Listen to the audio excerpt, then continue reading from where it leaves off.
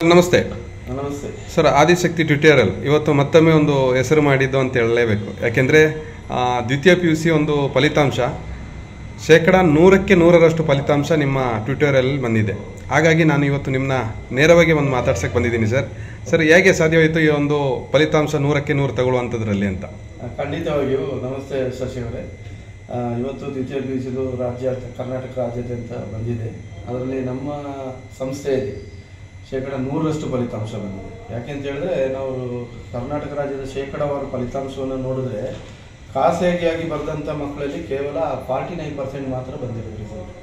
ಆದರೆ ನಮ್ಮ ಸಂಸ್ಥೆಯಲ್ಲಿ ಅದು 100% ಫಲಿತಾಂಶ ಬಂದಿದೆ.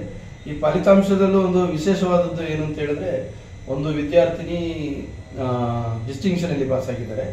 600ಕ್ಕೆ 560 ಅಂಕಗಳನ್ನ ಗಳಿಸಿದ್ದಾರೆ. ಇನ್ನು ಉಳಿದಂಥ ಒಂದು 3 ವಿದ್ಯಾರ್ಥಿಗಳು, ಒಬ್ಬರು 493 ತೆಗೆದಿದ್ದಾರೆ, ಸೋಯಮ್ಮನ್ ಅಂತೇಳಿ. ಇನ್ನೊಬ್ರು ಜೋಯಲ್ ಅಂತೇಳಿ 426 ಮಾರ್ಕ್ ತೆಗೆದಿದ್ದಾರೆ. ಇನ್ನೊಬ್ರು ಸ್ನೇಹಿಲ್ ಅಂತೇಳಿ 422.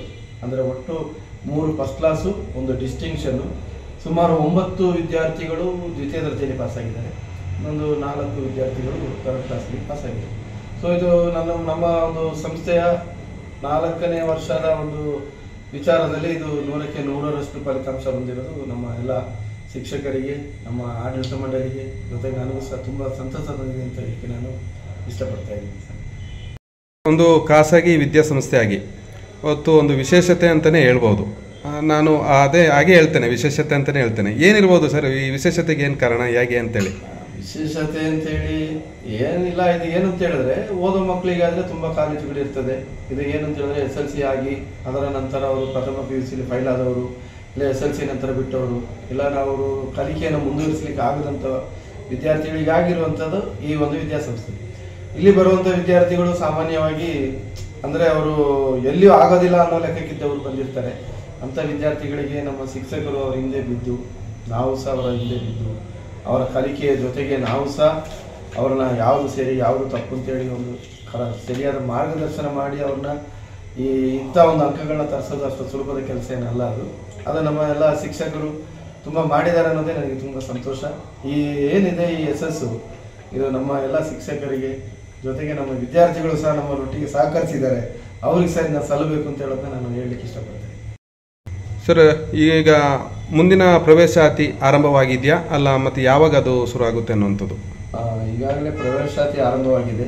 ತುಂಬ ಜನ ಬಂದು ಈಗ ಎನ್ಕ್ವೈರಿ ಮಾಡ್ತಾ ಇದ್ದಾರೆ. ಹಾಗಾಗಿ ಸದ್ಯದಲ್ಲೇ ತರಗತಿಗಳು ಸಹ ಆರಂಭವಾಗ್ತದೆ. ಯಾರೆಲ್ಲ ಪ್ರಥಮ PUCಲಿ ಯಾರಾದರೂ ಈಗ ರಿಸಲ್ಟ್ ಬಂದಿದೆ, ರಿಸಲ್ಟಲ್ಲಿ ಫಲಿತಾಂಶದಲ್ಲಿ ಫೈಲ್ ಆದವರು, ಇಲ್ಲ SLC ಆಗಿ ಮುಂದಿನ ವಿದ್ಯಾಭ್ಯಾಸವನ್ನು ನಿಂತೋದವರು ಯಾರಾದರೂ ಇದ್ದರೆ ನಮ್ಮಲ್ಲಿ ಬಂದು ಸೇರ್ಬೋದು. ಯಾಕೆಂತ ಹೇಳಿದ್ರೆ ನಾನು ಸುಮಾರು 28 ವರ್ಷಗಳ ಒಂದು ವೃತ್ತಿ, ಈ ಶಿಕ್ಷಕ ವೃತ್ತಿಯಲ್ಲಿ ಇದ್ದವನು ನಾನು. ನನಗೆ ಈ ಮಕ್ಕಳ ಎಲ್ಲ ಆಗುಹೋಗುಗಳು, ಅವರ ಮನಸ್ಥಿತಿ ಏನು ಅಂತ ಹೇಳೋದು ಗೊತ್ತಿದೆ. ಅದು ಈ ಒಂದು ಫಲಿತಾಂಶ ಬರಲಿಕ್ಕೆ ಸಹ ಅದು ಒಂದು ಕಾರಣ ಅಂತ ಹೇಳೋದನ್ನು ಸಹ ನಾನು ಅಂದ್ಕೊಂಡಿದ್ದೀನಿ. ಈ ಪೋಷಕರು ಈ ಬಗ್ಗೆ ಸ್ವಲ್ಪ ಗಮನ ಹರಿಸಿ ಯಾರ ವಿದ್ಯಾರ್ಥಿಗಳಿದ್ದರೆ ನಮ್ಮಲ್ಲಿ ಸೇರಿಸೋದ್ರಿಂದ ನಮ್ಮಲ್ಲಿರುವಂಥ ಎಲ್ಲ ಒಳ್ಳೆ ಬೋಧಕ ವೃಂದದವರೆಲ್ಲ ತುಂಬ ಹೈಲಿ ಕ್ವಾಲಿಫೈಡು, ಅದಕ್ಕಿಂತ ಹೆಚ್ಚಾಗಿ ಡೆಡಿಕೇಟೆಡ್ ಅಂತ ಹೇಳಲಿಕ್ಕೆ ನಾನು ಇಷ್ಟಪಡ್ತೀನಿ. ಅವರು ಈ ಮಕ್ಕಳನ್ನ ಈ ಮಟ್ಟಕ್ಕೆ ತರಲಿಕ್ಕೆ ಶ್ರಮ ವಹಿಸ್ತಾರೆ ಅಂತ ಹೇಳೋದಕ್ಕೆ ನಾನು ಸಹ ಗ್ಯಾರಂಟಿ ಕೊಡ್ತೀನಿ ಅಂತೇಳಿ ಈ ಸಂದರ್ಭದಲ್ಲಿ ಹೇಳಲಿಕ್ಕೆ ಇಷ್ಟಪಡ್ತೀನಿ. Okay, thank you sir, thank you.